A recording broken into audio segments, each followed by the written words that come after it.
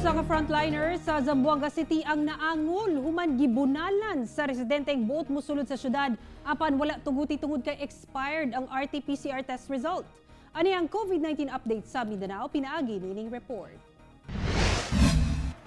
Angol ang usa ka empleyado sa Zamboanga City Health Office nga naka-duty sa COVID-19 checkpoint sa Barangay Licomo dihang gibunalan sa usa ka residenteng mosulod sa syudad apan wala niini tuguti tungod kay expired ang RT-PCR test result. Matud sa kapulisan, buot mosulod ni Bobby Daniel sa checkpoint niadtong Sabado apan dihang nakita ni Aldrin Arellano Suazon ang iyang travel documents ug RT-PCR test result nga expired, wala kini gipasulod o gipangkumpiska ang mga dokumento. Apan human sa 2 ka oras, nagkalalis ang duha nga misangpot sa pagbunal sa suspect sa kamot ug lawas sa biktima. Daling gidakop ang suspect.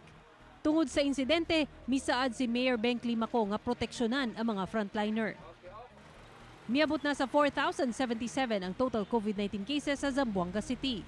84 ang active cases, suman 3,809 ang nakarecover na ug 184 ang namatay. Sa Davao City, usa ka 15 anyos nga lalaking taga-Agdao ang namatay sa COVID-19. Gi-admit kini ni atong February 10 ug kinaugmaan namatay kini. Misaka na sa 12,493 ang confirmed COVID-19 cases sa Davao City. 1,310 ang active cases, sumanatala ang 10,583 recoveries ug 600 ang namatay.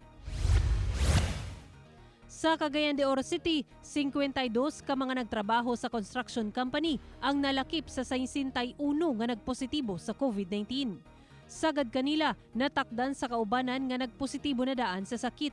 50 niini mga lalaki ug ang duha mga babaeng nurse ug document controller kinsa stay-in sa staff house nila sa Barangay 30.